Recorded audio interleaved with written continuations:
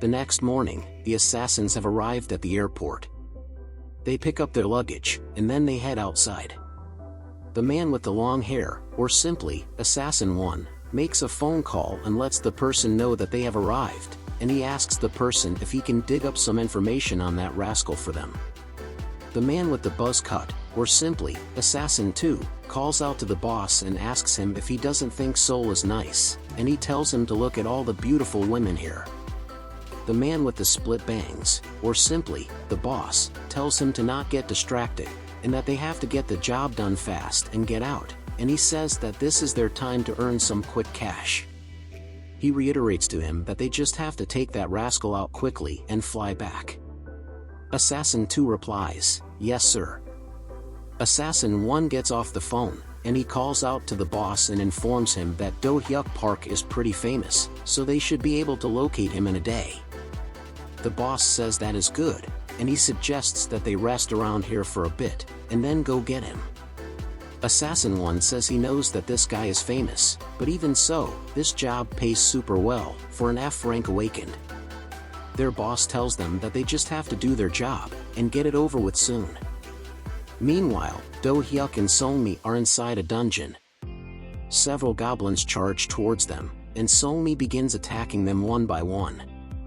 More goblins jump into attack, and Do-hyuk steps in and wipes all of them out in one blow. Seolmi is looking at the goblin carcasses, and she is thinking that this is the speed and incredible strength that she had witnessed in their fight. Do-hyuk calls out to her, and he tells her they should move on, because these ones are no fun. He is feeling a little disappointed. Seolmi is beginning to realize that, with such powers, there's really no need for Do-hyuk to have tanker support. She's basically just here to carry the gear and the supplies. However, she refuses to become a tanker, who is of no use. She needs to establish her role as a tanker. Do-hyuk asks Seolmi if something is on her mind. Seolmi addresses him Mr. Park, and tells him that it is nothing, and that she just got carried away in her own thoughts. She then says that she is actually surprised. She tells him that she didn't know that the drone he used before could also function inside a dungeon. Do-hyuk tells her that she will be seeing more interesting things as the day progresses. He then says to her that he told her she can speak to him in a casual manner. He asks if it is still too awkward for her. Seolmi responds to him with a nod.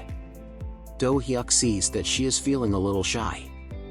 He tells her that he guesses conversation styles vary between different people, and he tells her that they can just take it slowly. Seolmi tells him yes, and she thanks him. Do-hyuk tells her today is only the first day, and that he will continue to back her up, so she can try and be more aggressive. He also tells her that he knows she is the support tanker, but she doesn't have to try to accommodate him, and that they should work with each other instead. Seolmi answers him, "Yes, Mr. Park." Moments later, another wave of monsters appears, and this time, there are trolls.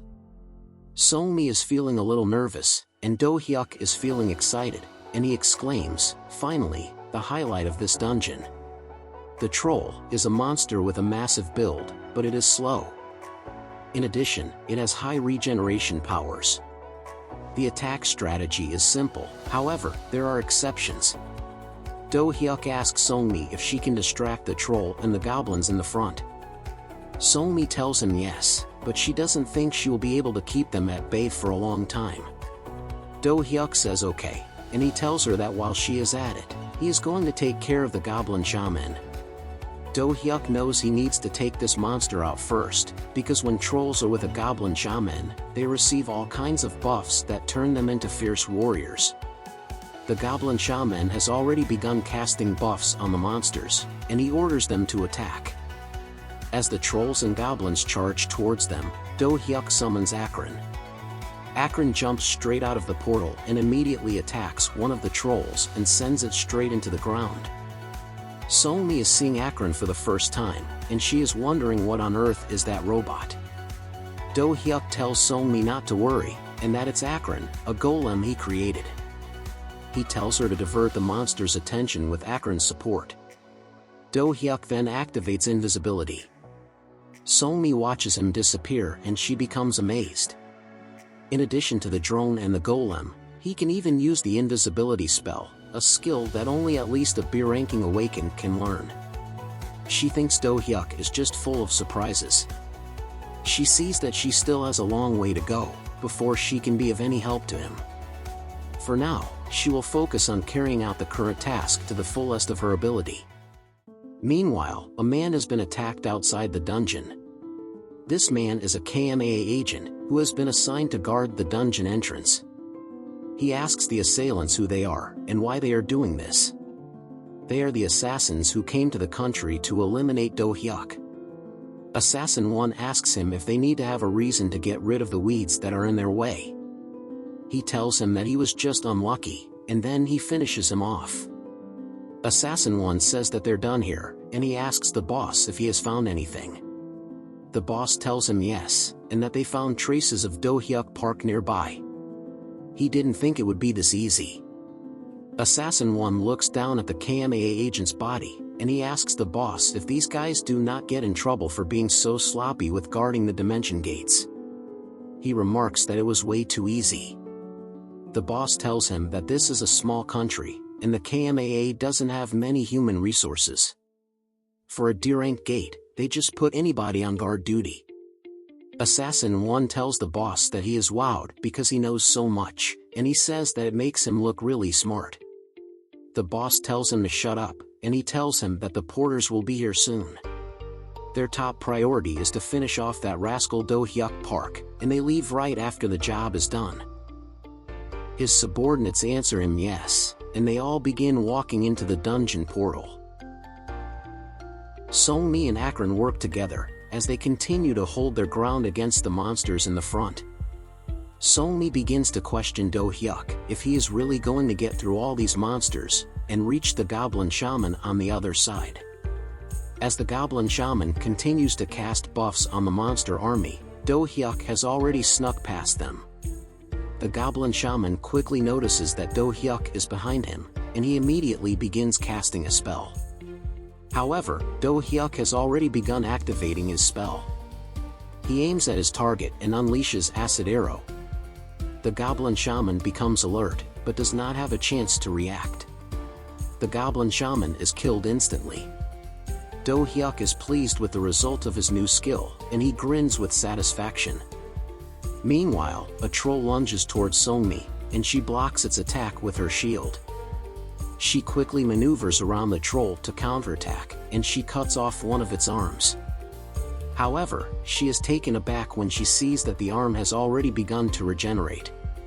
She positions herself in front of the troll to attack it again. As she is about to begin her next assault, she is unaware of the two goblins launching a sneak attack from the side. She freezes when a huge blast of fire suddenly blazes past her. She turns to look and sees Akron. She wonders what Do-hyuk's golem is doing. Akron says, Akron carried out master's orders. Do-hyuk shouts, "Good job, Akron," as he prepares to strike the trolls from above. He activates Lightning Bolt and unleashes a powerful surge of lightning that completely envelops the trolls, penetrating every inch of their body. The monsters have been burnt to a crisp, and Do-hyuk and Solmi are now standing in a graveyard of charred monster bodies. Do-hyuk says that it's finally starting to feel like a challenge, and Solmi does not know who this guy is. She tells him that he is like a completely different person than the one she fought in the duel yesterday. Solmi is really confused. She asks him if something happened to him when he met with the guild master after their fight. Do-hyuk tells her that he just had some personal matters that he needed to attend to. After their duel, Do-hyuk met with the guild master and purchased 3 books from the Blue Star Guild library. On the cover, they looked like just ordinary books, and they were written in a language that is native to this world. Thanks to his Identify skill, he was able to discern that these books were spell books and that they contained the spells he needed. Invisibility, spellcaster immediately becomes invisible. The spell ends when an attack is initiated. Acid Arrow, fire acid arrows in all directions. Lightning Bolt, fire electric spheres in all directions to electrocute the enemy. Do Hyuk turns to Songmi, and he asks her if they should now move forward. As they advance inside the dungeon, Do Hyuk, Songmi, and Akron defeat all the monsters in their path. Sometime later, they stop to take a break. Songmi tells Do Hyuk that she thinks there is not much left. Do Hyuk decides to sit down and rest, and he suggests Songmi that she should also do the same. Songmi tells him that she is alright because she isn't too tired yet. Do Hyuk tells her that they should still sit and rest for a bit. Suddenly, Do Hyuk becomes startled. He quickly gets up and looks down the path where they came from. He pulls out one of his mini drones, and he hopes that his instincts are wrong. He activates invisibility on the drone and sends it to perform a reconnaissance. Do Hyuk activates ShareView, and sees a group of masked men making their way towards them. He knows they are not members of the Blue Star Guild. He wonders who they are, because the dungeon entrance was guarded by KMAA agents. Do Hyuk turns his attention to Songmi, and she answers him. He asks her what they do when there are unauthorized intruders in the dungeon. She tells him that, first, they double-check if the individuals in question have permission to enter, and then they can use force to kick them out. However, if the individuals do not comply and begin to attack, then they are authorized to kill. Do Hyuk remarks, well, in that case. Do Hyuk and Songmi are fighting a troll together. Apparently, the troll is able to withstand Do Hyuk's magic missile attacks. Meanwhile, the assassins are hiding in the back, and they have been observing Do Hyuk. Assassin 1 tells their boss that Do Hyuk's spells aren't as powerful as they expected. Assassin 2 agrees, and he remarks, who would have thought he'd have such a tough time in a D-rank dungeon. Their boss tells them that regardless of what they expected, they are paid to get the job done quietly. Assassin 1 tells the boss that he knows, he was just wondering why a weak bastard like him is a target. The boss asks him if he sees the herd of trolls over there. He tells him to lure the trolls over this way. Assassin 1 chuckles and says that their boss is so crafty. He asks if the plan is for them to lay low and wait for the trolls to chase them here. The boss tells him he is correct, and he remarks that he's quick to catch on to his orders, and he tells him to go. Assassin 1 puts on his mask and tells them that he'll be back soon, and he leaves. The boss then tells Assassin 2 to keep his eyes on them and make sure they don't try anything funny. Assassin 2 answers him, yes boss. Do Hyuk and Songmi finally put the troll down. Do Hyuk lets out a sigh of relief. He suggests to Songmi that they take a break, and he tells her that this is more tiring than he thought. Songmi tells him that the troll's regeneration powers are stronger than they expected, but she thinks his firepower was enough. After listening to their conversation, Assassin 2 tells the boss that he still can't believe the price on Do Hyuk's head is 150 billion won, about 117 million US dollars. The boss tells him to stop chatting and to look over there, because the monsters are being lured this way now. They see 6 trolls and 9 goblins heading their way. Songmi shouts for Do Hyuk to look out, because there's a herd of trolls coming their way. Do Hyuk is in shock, and he questions how they just showed up out of nowhere. He tells Songmi that they don't leave their grounds like this, unless they are being lured by something. They don't know that the man behind them is responsible. Assassin 2 is feeling eager, and doesn't want to wait for the monsters to engage Do Hyuk and Songmi. He tells the boss that he thinks they can take them out right away. The boss asks him if he is sure he will manage. Assassin 2 tells the boss that he knows how he is, assassinations like this are child's play for him. He begins licking his lips like a masochist. He says he's going to finish them off, and he begins his assault. Several knives are flying straight towards Do Hyuk. Do Hyuk grins, and he turns around and deflects all the flying knives with his armor-reinforced body. The assassin's jaws drop to the ground with disbelief. Do Hyuk summons Akron, and Akron appears behind them. The boss turns around and stares blankly at Akron. His mouth stays wide open with further confusion. He soon realizes that Do Hyuk summoned that golem, and he shouts, "What the hell?" and immediately jumps to attack. He lands a punch on the golem, but Akron also makes his move and grabs him. The assassin boss is unable to escape, and he wonders, what now? And then, he hears the golem say, "Akron throws." Akron also grabs Assassin 2 and sends both of them flying into the ground. Assassin 2 asks the boss what is happening, and the boss replies, "How do I know?"